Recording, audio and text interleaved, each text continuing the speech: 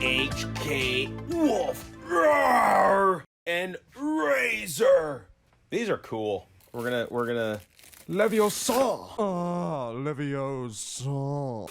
Oh, there it is. Anytime a smaller brand, maybe a lesser known brand, comes out with a budget buggy and then Truggy variant, I'm like, I'll take it. We've had a lot of challenges this year, and we've had a lot of pros too. Sales volume, everything is just crazy. Like it was so hard to keep stuff in stock. We're finally getting kind of past it, and it's funny because we had actually one of our reps badmouth this brand, and then I'm like, yeah, we have it, and he's like, oh, and I was like, man, I go, have you actually driven these? And he's like, well, and I'm like, yeah, there it is.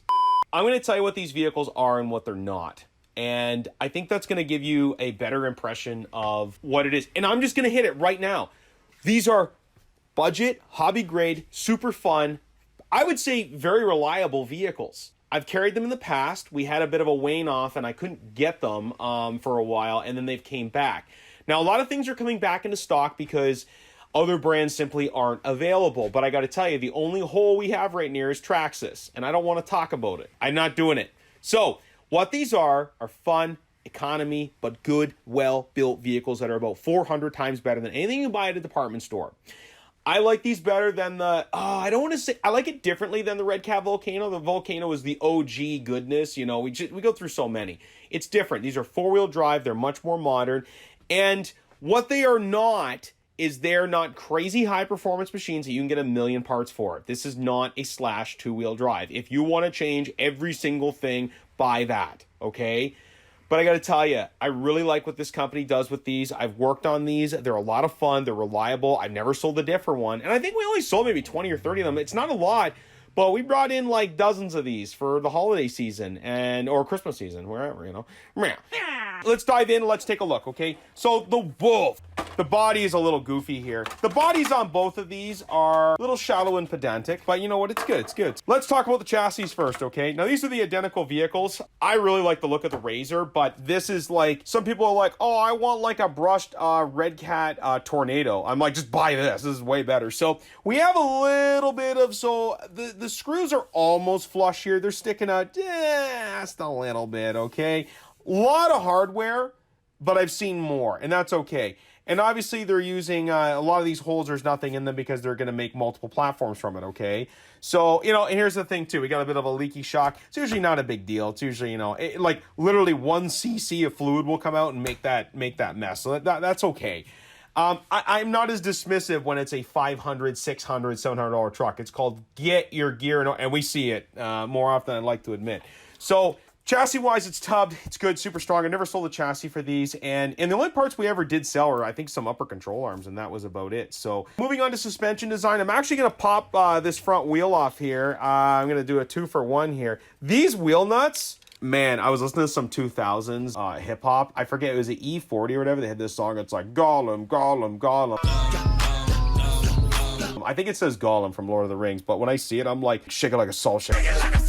Look how big that is, 10 millimeters. It's beefy. I like it. So let's pop this wheel off here. Look at that, 12 millimeter hexes. Hallelujah. It's like they friggin' figured out, wait, isn't 90% of wheels 12 mil?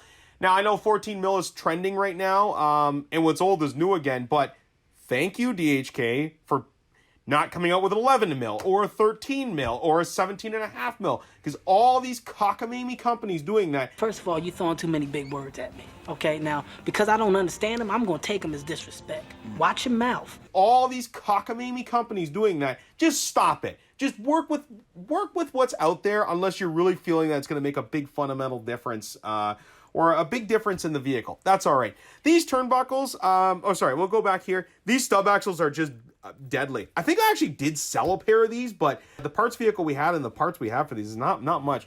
Shocks are beautiful on these, okay? Really love these shocks.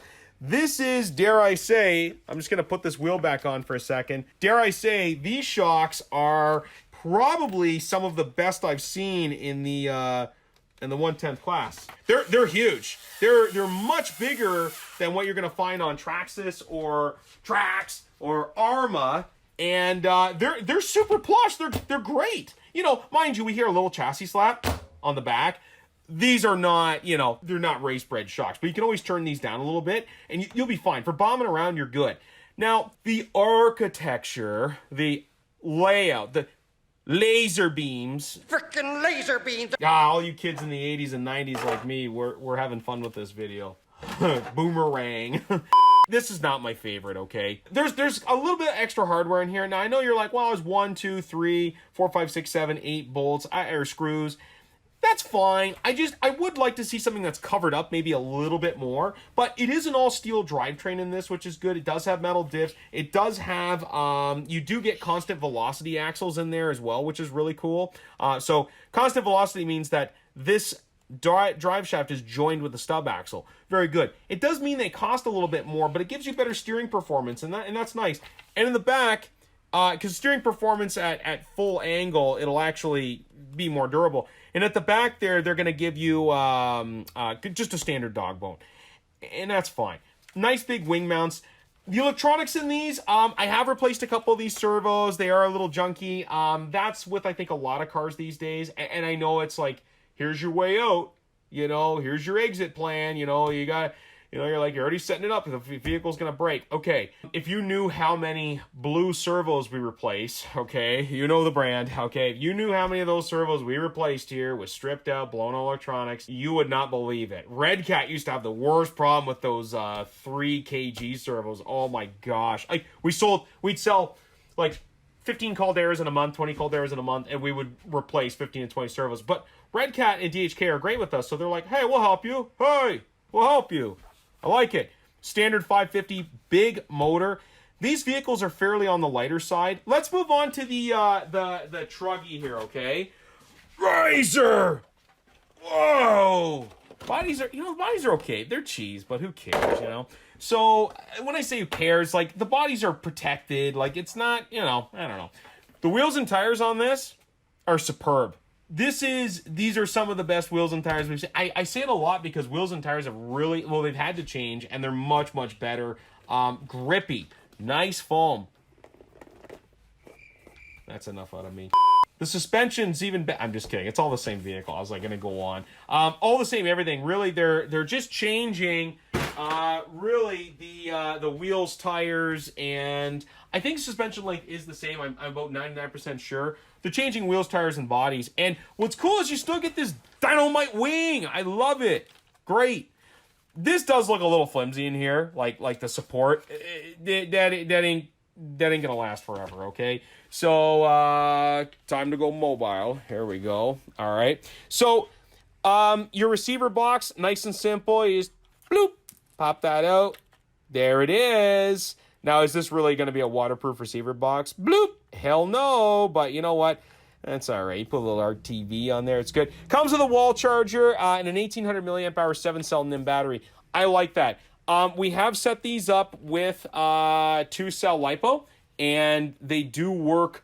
They do work well, but there isn't a lot of upgrades. So, like, if you're going to get this vehicle, what I would do, I would probably just run a 5,000 milliamp hour NIM. And I know a lot of guys are like, well, I got to run LiPo. Well, sure. But, you know, I actually have I took home a Kyosho Rampage this year, 2-wheel drive, and I actually ran NIM on it for like the first, I don't know, couple weeks I had it. It was actually pretty good. And that was just 7.2 volts. This whole push to, I have to have LiPo, I don't really think it's necessary, especially when you're getting vehicles like sub $300, and we're Canadian dollars, and you can always contact us for price. Phone only, please. And you know, this vehicle is good. I would like to see, you know, maybe a little more beefiness, maybe a little more covering in the center. I would like to see maybe a little bit bigger wing mount, but here's the thing. We didn't sell a lot of parts for these when we did tons of them a couple years ago. We didn't sell them. We didn't have the requests. Now, and that also goes to, there's also another point I'll make too. Sometimes, and only sometimes, well, maybe people are buying parts online, and we know this happens. It's fine. Canada's a little bit different market than the Americas, which is the only other market that we have a good knowledge of. So maybe guys are buying parts online, but really, most guys will try the shop first. And, you know, we try to look after people here and get it done. So it's usually a pretty good experience. That being said, we've had a hell of a hard time this year with friggin' parts, but that's okay. Things are getting stocked up. Oh, the radio that comes with these two, basic, good. They're on the cheesy side, but they do actually have, I think they do have throttle attenuation as well, so you can just turn that max down. But these aren't blistering speed. Like, these are going to go 30, 40 kilometers an hour. So in miles per hour there, it's only going about 25 miles an hour stock, maybe a little bit more. Someone's like, shoot, I walk faster than that. Dang, I don't know. Oh, man, it's great. 25 miles an hour, 40K, you're good to go. The Hobbywing speed control in there is freaking rock solid. That's like a 1060 ESC or 1040, who cares? That is solid. You're going to have a great time with this. The only thing you're probably going to want to upgrade is your little servo, but you get like, it works. And the bodies are cool. The bodies on both of these are a little shallow and pedantic. That's it. If you have questions about the vehicle, you can always feel free to give us a call. We're heading into the holiday season, which means you will get exactly 2 minutes on the phone. I will tell you that. We get a lot of phone calls from all across America and Canada. We get lots of questions, lots of things, which, we're here to help out the community. We really are. But at the same time, heading into the holiday season, if you call me and you're from Louisiana, if you're from Texas, if you're from New York, I will, even if you're from, I don't know, Hamilton, Ontario, Canada, the greatest city on earth, we're probably going to give you 15 seconds more. That's what you get. But, if you have a question, just give us a call. Or you can always give us an email, Instagram shout out. But we do get insanely busy. And I do apologize that if it takes a little bit longer to get in contact with us. This year's been nuts. Look how good this looks. All right, guys, Chris's house. Oh, peace.